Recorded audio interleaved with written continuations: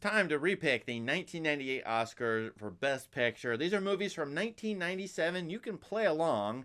ATOGT.com is where I get the official list at the time of Oscar eligible movies, which I will repick from, renominating 5 Best Pictures and picking the actual Best Picture winner. Now, of this series, I started in 1980 and we'll keep going. This is the biggest surprise to me of all. I did not expect what I'm going to pick later in the video, so wait for that. Subscribe and check out my other videos in this series. And I'm going to be probably more controversial than ever.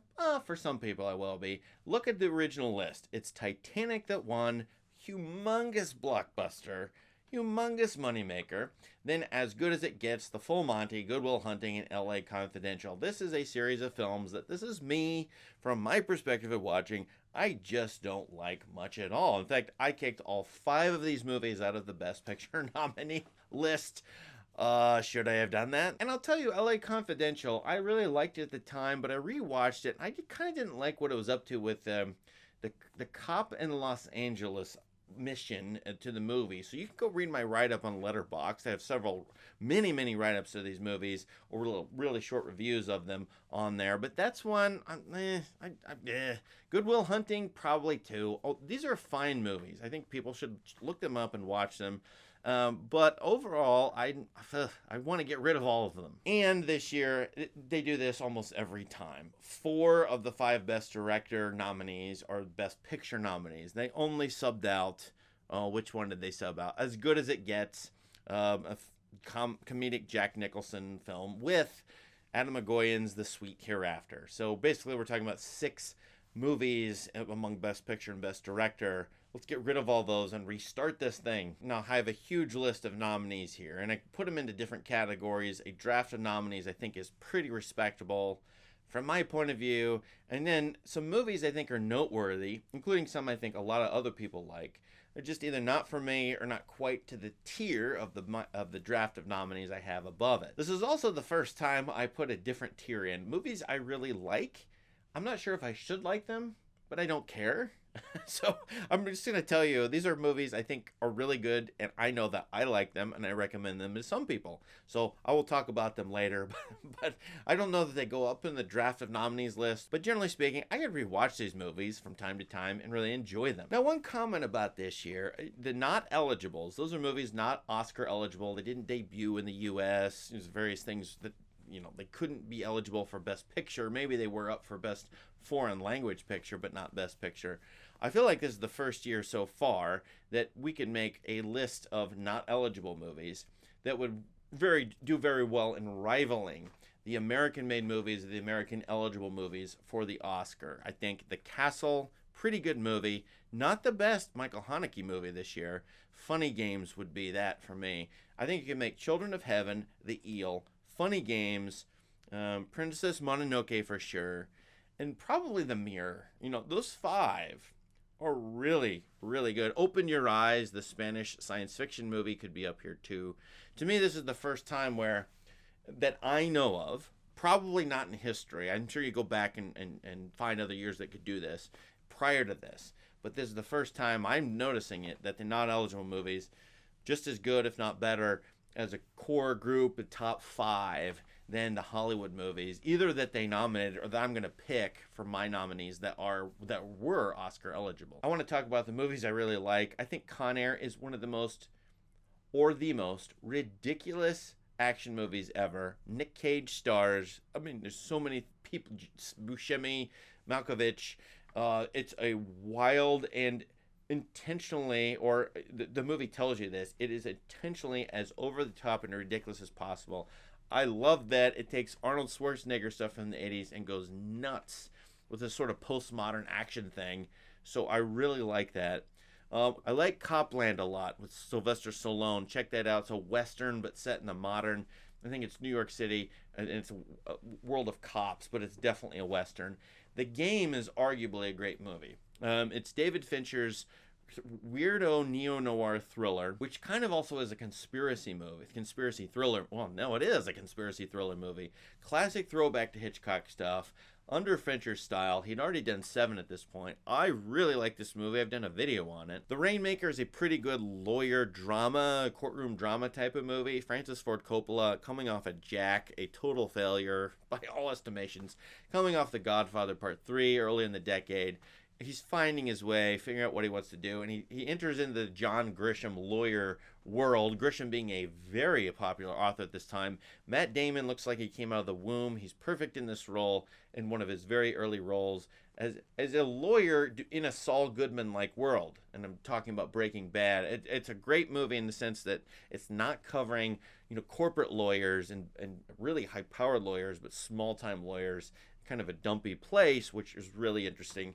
It's not Coppola's sort of material, but it's a well-made movie. I'm recommending it. And then one of my favorites, Wag the Dog. Oh my goodness, a wonderful movie. At least the first 2 acts are. And I really think this movie's outstanding, where the TV executives make up, with the political will, make up a fake war and fool the entire population of America. So I would go look at that if you think media can hypnotize you or alter your perceptions. It is a wonderful movie about that sort of thing. Boy, that was a lot, but my draft of nominees, I like these movies sort of like second tier, very, very good movies.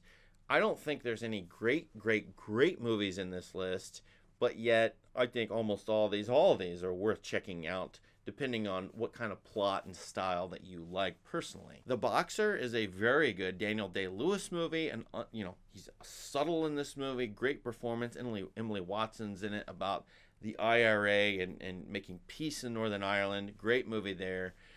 Castles Haneke's adaptation of a Franz Kafka novel. It was on TV. It's a pretty good movie. The 2 Iranian movies here, Children of Heaven and The Mirror, are outstanding 90-minute movies. They feature children, the world of children, a very hard thing to do. Hollywood has always had a hard time doing that.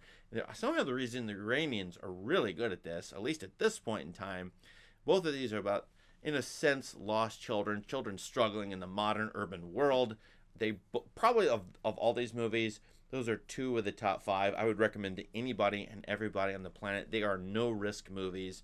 Children of Heaven and The Mirror. Go check them out. The Eel won a prize at Cannes. I can't remember if it's the Palme d'Or or not, but that's quite good. Deconstructing Harry is one of Woody Allen's best movies, in my opinion.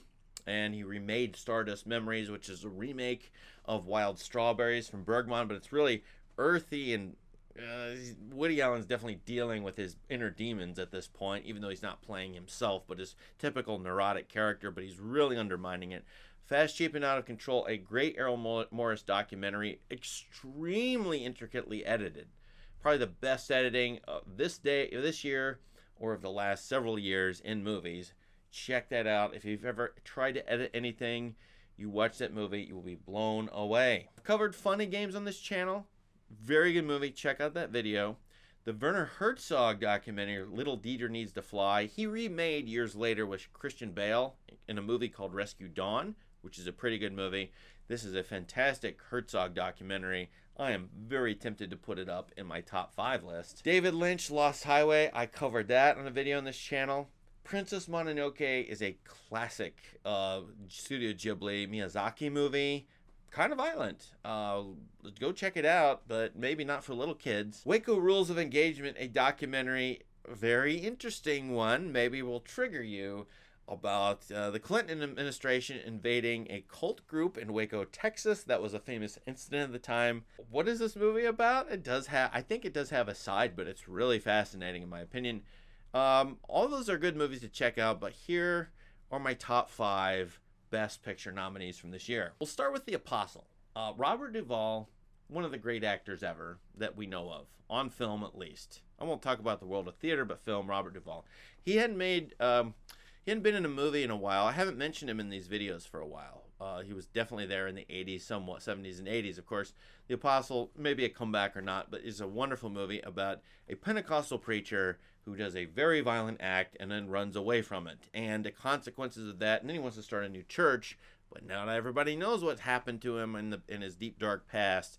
It's a very complicated movie. It may or may not side with the main character, who's on a power trip, but is in a way, trying to be a righteous man. I really, really, really like this performance.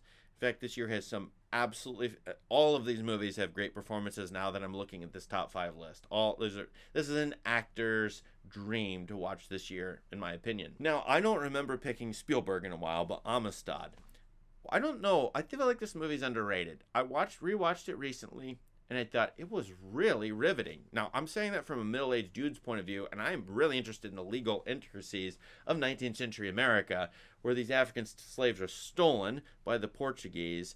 They have a revolution on the boat, and then they end up in the United States, and there's a trial to see who they belong to in pre-Civil War United States, based on a true story, of course, with real historical figures like Martin Van Buren, the president, and John Quincy Adams, played by Anthony Hopkins, who was a former president. Anyway, I think at least 3/4 of this movie is really interesting. Steven Spielberg's game is, well, he's always at the top of his game, but I think he's really, really interested in historical detail here. He's got a historical curiosity here that is less sentimental historically than I feel like he normally is.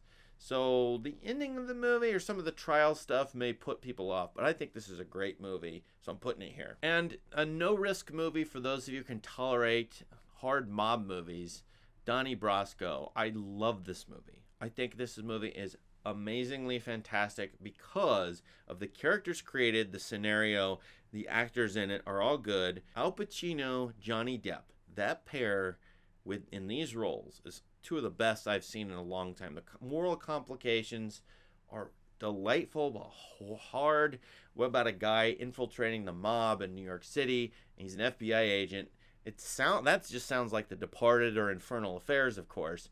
You'll watch this movie and you'll know it knows about Goodfellas. Martin Scorsese's movie from 6 years ago. It knows about all the mob movies, but it's doing something different and something very complicated. I could watch this movie every year. It's fantastic, in my opinion. Jackie Brown, third feature from Quentin Tarantino.